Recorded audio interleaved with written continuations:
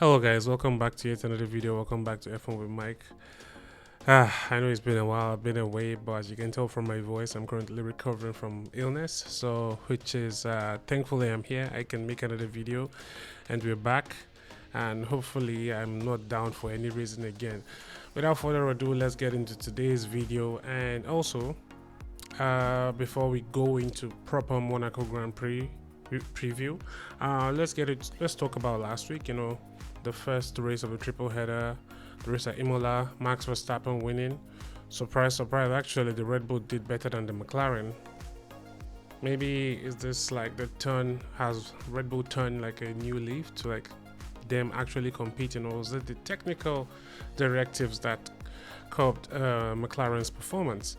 Because after the Grand Prix, there was some chat I saw that on social media, on Twitter to be specific, X as they call it now, that there was a technical directive issued prior to the start of the Imola Grand Prix weekend, and it had to do with the clarification from the FIA for what was allowed in the rear brake drum of the cars. Because as you know, McLaren, what they did in Miami, I think the second, no, behind the two McLarens was George Russell in P3, and he was 33 seconds behind in a one-stop race. So it was something that surprised everyone. What the hell are McLaren doing that they're able to maintain those tires?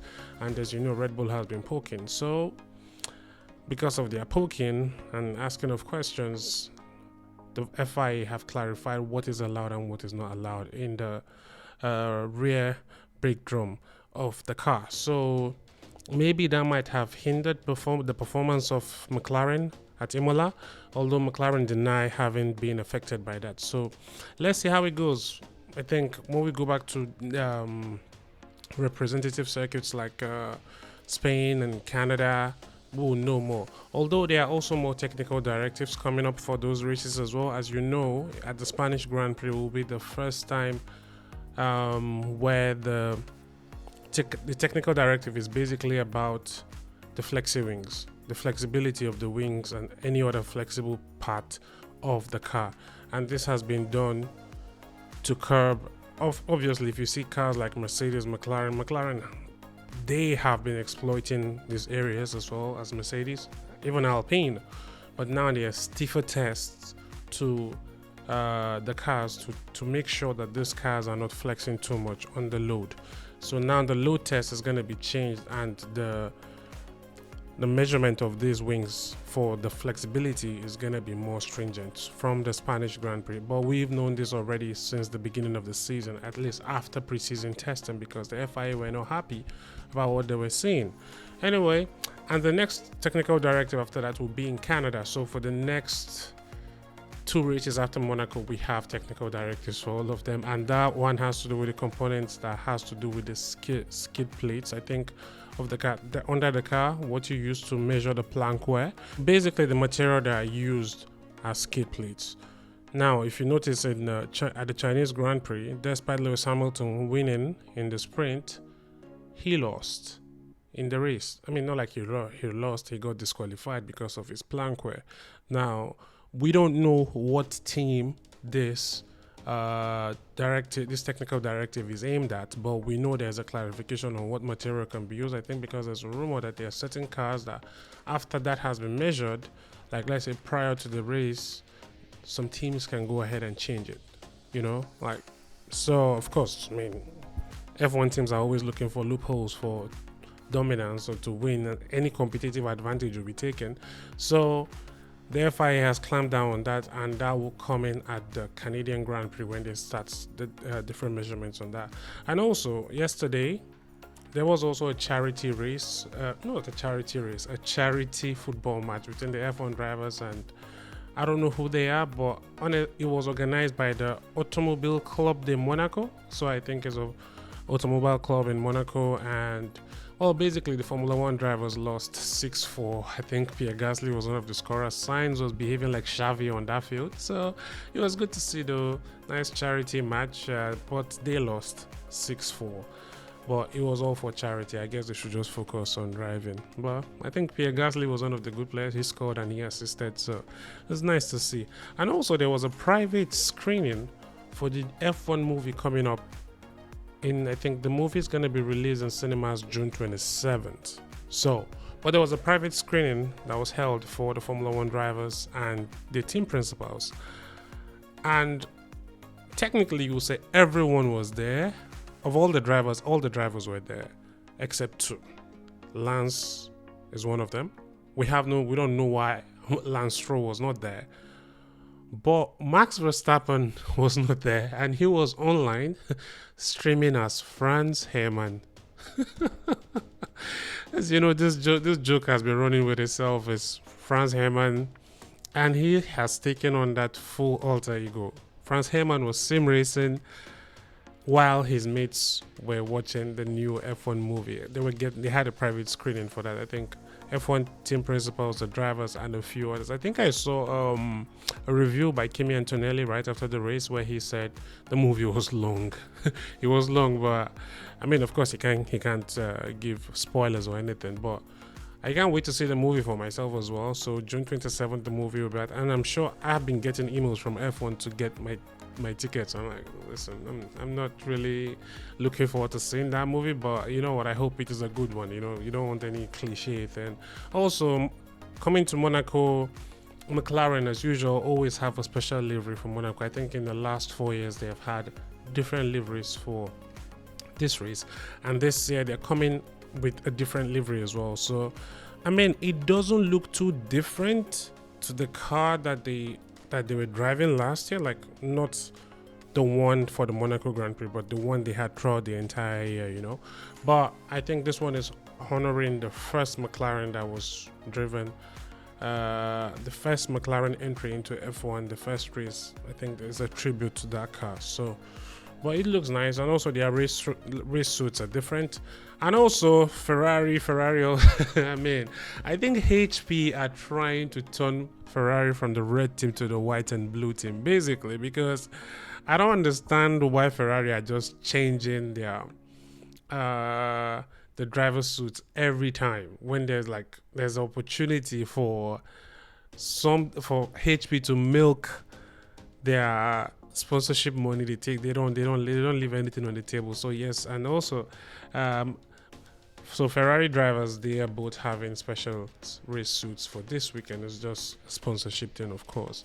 But honestly, for the life of me, I don't understand. For a team that is meant to be red, there has been a lot of blue lately on their race suits and on their car, you know. But yeah, that's what has been happening in F1 so far. Anyway, let's get into today's prediction. Now, before I get into today's prediction, let's talk about the mandatory 2-stop rule that has been put in place for the Monaco Grand Prix this year. So if you watched the Monaco Grand Prix last year, it was a snooze fest. Like, it was boring as hell. Remember on lap 1, there was a huge crash between Kevin Magnussen, Sergio Perez. Sergio Perez spun, took out Hulkenberg, so there was a red flag.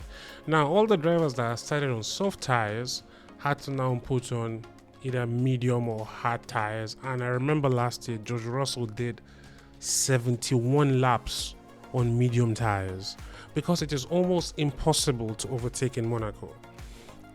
So it's difficult because it's hard to make an overtake. These drivers can just put on new tires and just stay till the end. And if there was no safety car, no crash, no rain, that's it. You maintain your position. I think the top 10 in the race maintained their position. It was diabolical. Honestly, it was so boring. So I guess FIA have come in to like, okay, this year we want something different. It's a mandatory 2 stops. Now, the problem is, I don't know how this is going to affect the Monaco Grand Prix, because I'm waiting to see, will they make things interesting? Will they make things... Because I feel like there is a high chance that things will go crazy, in the sense that, not crazy in a bad way, but crazy in the sense that we might see one of the back markers winning a race, because I don't see what's stopping people from going after lap 1. You put on some hot tires, drive, like you have clean air, and you go till like the end and then put on medium tires, or if there's a safety car, then you do your second pit stop and you're good. Now, that could be a trick a lot of people could use, because now everyone has to do 2 pit stops, because if you don't do 2 pit stops, I think 30 seconds is added to your time at the end of the race, and that's not good. And I think you might even get fined for it. The team will get fined for it. So it's difficult to see through this one, but let's see how it goes. And given Monaco is a track, as I mentioned, that is determined by qualifying, like if you qualify well, you have a pretty much good advantage to win the race. Like qualifying well determines how far you go in this Grand Prix. So without further ado, and that being mentioned, let's get into the predictions for pole position. Wow, pole position for the Monaco Grand Prix. I think it's between the McLarens and Verstappen, honestly, because so far this season, I think we've had Oscar on pole a few times. Max has had Oscar and Max Verstappen have had the most pole positions so far this season, and Lando has only had 1. So that being said, I'm gonna have to go with Max Verstappen on this one, simply because he's Max Verstappen. The form he is on, oh my god. Talk about the move he made at Imola on lap 1. Of course, you cannot do that. You cannot do that in Monaco. If not, you guys are getting into the wall and circuit so tight, So yeah, for pole position, I'm gonna go with Max Verstappen. But if I am honest with you, the race, I can't say who will win, because as I told you, this strategy thing of 2 mandatory pit stops is gonna mess with the entire grid, except if there is rain. Now, if in a situation where there is rain, now that's a different situation altogether, which I would love, because now you have to pit multiple times. The conditions are changing. Nobody has to tell you to pit multiple times, so there's that. But let's go with predictions. P1. In P1, I'm gonna go with Max, as I've predicted him for pole. I told you, if you're on pole here, you win the race. It's easy. You just control the pace, control everybody behind you, and that's it. But now that there's the mandatory 2 pit stop, the other teams could throw a spanner in the, how will I put it? One of those backmarkers could just make a gamble, and that's it. And they can easily win the race, to be honest. They just hold everyone back, because Monaco is very, very, almost impossible to overtake at Monaco, because of even the size of the current Formula 1 cars. If it was like the old Formula 1 cars, then no, that's different. But these ones, they're huge and they are almost impossible to overtake. So Max Verstappen P1. In P2, I'm gonna go with Oscar, and in P3, I'm gonna go with Lando. Just the top 3 fastest car/driver combination on the grid, and let's see how it goes. Honestly, I went so boring, but we don't know what's gonna happen. And in my surprise driver for this week, I'm gonna go with Fernando Alonso. Fernando Alonso normally does well around here. I remember in 2023 he was P2. Remember that magical Max Verstappen pole lap in 2023? Fernando was P2. So, and also if you going back to that race, you could see the top 3 finished the same, even though there was rain on Sunday, which affected the race. The top 3 were the same. It was Max, Alonso, and Esteban Ocon. And that was how they won. That's how they finished in the race as well. And also last year, as I said, the top 10 finished from beginning to end. They finished the same way the race started, which is, for me, unbelievable. So let's see what the Monaco Grand Prix has in stock for us. If you've watched the entire thing and you're here, please don't forget to like and subscribe. Help me grow. As you know, my goal is to reach 10,000 subscribers by the end of the year. So take care of yourself, and I will see you after the Monaco Grand Prix. Peace out. Bye-bye.